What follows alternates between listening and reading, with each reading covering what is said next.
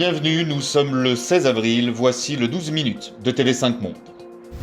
L'Europe reste au cœur de la tempête selon l'Organisation mondiale de la santé. Avec plus de 90 000 morts, le vieux continent est le plus durement touché par la pandémie, mais l'OMS dit observer des signes encourageants dans les pays les plus atteints. Avec plus de 33 500 cas et près de 4 500 décès, la Belgique enregistre l'un des plus forts taux de mortalité en Europe. Si la progression du virus semble marquer un ralentissement, le nombre de personnes en soins intensifs reste particulièrement élevé. Alors sans surprise, le Conseil national de sécurité, en concertation avec les ministres-présidents, a décidé que les mesures de confinement en vigueur actuellement seront prolongées jusqu'au 3 mai inclus.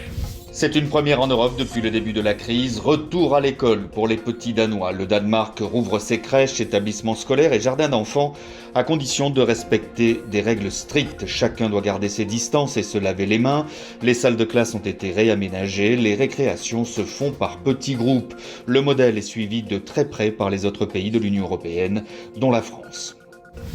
Le porte-avions Charles de Gaulle, fleuron de la marine française, restera à quai jusqu'à nouvel ordre. Plus d'un tiers de ses 1700 marins à bord ont été testés positifs au Covid-19. Une trentaine d'entre eux a dû être hospitalisés à Toulon. Les autres sont confinés pendant 14 jours dans les bases militaires de la région. La France, où pour la première fois le nombre d'hospitalisations était en baisse hier, encourageant mais pas suffisant pour crier victoire selon les services de santé. Et pour soulager les hôpitaux, 300 hôtels du groupe Accor accueilleront dès ce soir en Île-de-France des personnes porteuses du virus mais qui ne présentent pas de symptômes, un moyen de les isoler.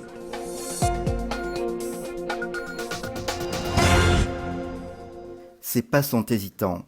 Georges est âgé de 77 ans et il doit presque réapprendre à marcher. Alors les pieds bien parallèles pour travailler les moyens fessiers. Guéri du Covid-19, il a passé 8 jours en réanimation qui l'ont, au propre comme au figuré, laissé à bout de souffle.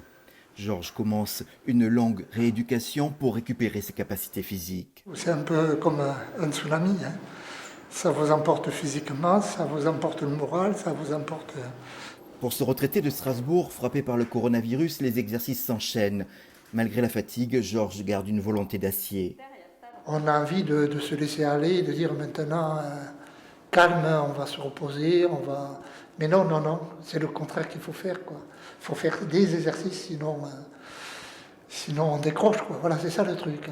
Depuis plusieurs semaines, l'Institut de réadaptation Clémenceau à Illkirch-Grafenstaden, en Alsace, consacre presque tous ses efforts à remettre sur pied les survivants du Covid-19.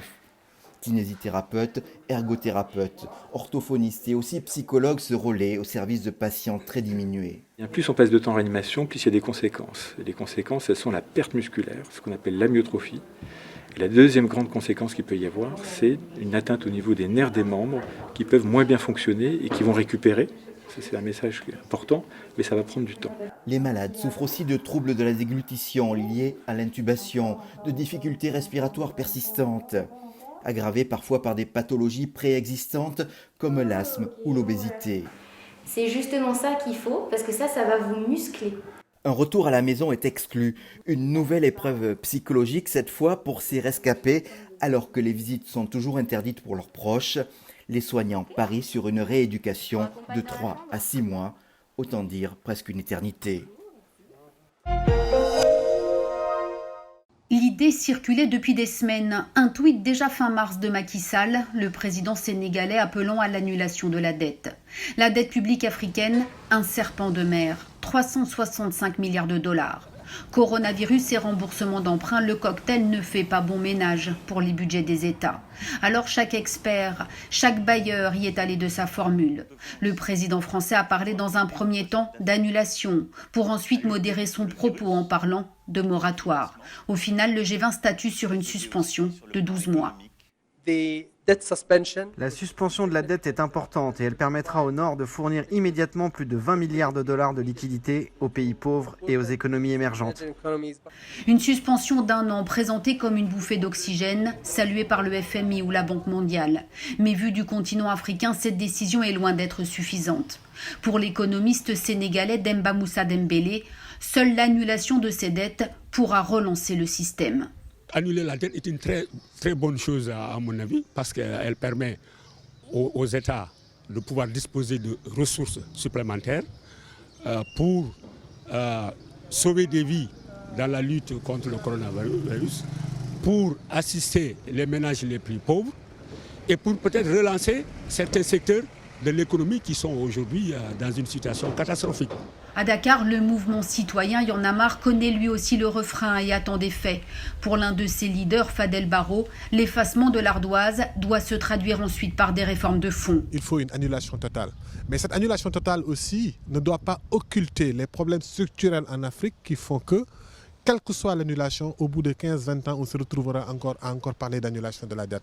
Car la dette est un cercle vicieux. Malgré son accélération ces dernières années, elle n'a pas pu sortir le continent de la pauvreté, mais a plutôt maintenu les économies africaines sous perfusion. Une inquiétude obsédante, trouver de quoi manger. La nouvelle a dû circuler à travers le bidonville de Kibera à Nairobi. Derrière ce portail, distribution de nourriture. Les habitants affluent, certains rares portent des masques par précaution. Tous espèrent obtenir un petit colis. Mais la scène se transforme en violente bousculade. Comme vous pouvez le voir, des gens sont battus. Certains ont amené leurs enfants. Ils sont blessés. Quelques jours plus tard, dans le même township, cette bénévole explique les gestes protecteurs de base. Cette couturière confectionne des masques. Mais la question d'un possible confinement et donc indirectement de la nourriture reste posée. Le Kenya a opté pour le moment pour l'isolement de la capitale et un couvre-feu. S'ils imposent un confinement, comment allons-nous obtenir de la nourriture ? À l'heure actuelle, nous pouvons sortir et gagner de quoi faire du porridge au moins à nos enfants. Alors non, à moins qu'ils aient des plans pour nous fournir de quoi manger. Afrique du Sud, banlieue du Cap, ici tout le pays a choisi de se confiner. Dans ce quartier défavorisé, ses habitants en colère sont descendus dans la rue. Ils réclament leur part d'aide alimentaire. La police les disperse rudement. Ce ne sont pas des animaux, ce sont des gens qui ont faim. Ces gens ne cherchent que de la nourriture. Je vous en prie, je ne pense pas que le président Ramaphosa fasse quelque chose. Alors nous préférons mourir du coronavirus que de mourir de faim dans nos maisons. Un dilemme pour ces familles qui vivent souvent de petits boulots, au jour le jour, et dans une promiscuité favorable au virus. Vous avez des masques ? Non, rien. Il n'y en a pas encore. Pourquoi ? On n'a toujours rien reçu. Tout le monde cherche son masque. Ça, c'était le 7 avril, le jour où le Maroc a rendu son port obligatoire. Depuis, les autorités ont fait fort et ces masques à 8 centimes d'euros subventionnés par l'État sont maintenant disponibles dans presque toutes les pharmacies et les épiceries du pays. Le Maroc est en train de faire une très bonne gestion de la crise et le port obligatoire de masques, pour moi, c'est parfait. En 5 jours, 13 millions de masques ont été distribués. Les premiers résultats de la mise en marche d'une production industrielle locale, décidée dès le début du mois d'avril. Cette politique a permis à cette société de connectique d'anticiper. Yanis Rouault, son patron, a ainsi commandé plus de 100 000 masques pour protéger ses salariés. Avant même la décision gouvernementale, nous avions décidé de le rendre obligatoire aussi pour nos employés. Et aujourd'hui, il faut savoir que l'entreprise consomme à peu près 1000 masques par jour. Est-ce qu'il y a un sens pour le mettre ? L'usine a donc eu le temps de s'organiser jusqu'à prévoir des formations spéciales sur le port du masque. Chaque semaine, elle reçoit une nouvelle livraison de 10 000 masques. Une méthode qui permet de réguler le marché et de fournir les entreprises qui en font la demande. Et pour accroître encore la production du pays, l'État a mobilisé des sociétés textiles qui avaient fermé. Ici, pas de subvention, mais les autorités fournissent le tissu. Cet atelier, qui a commencé à produire lundi, produit déjà 15 000 masques par jour. Sur Tanger, plus de 40 sociétés sont encouragées pour la fabrication de ces masques-là. Ce n'est pas notre métier, on s'y adapte. On a fait des prototypes pour assurer la qualité. Et on attend d'être certifié ces jours-ci. L'entreprise a même investi dans une machine de stérilisation pour finaliser ses produits. Le Maroc prévoit d'atteindre très rapidement une production de 5 millions de masques par jour.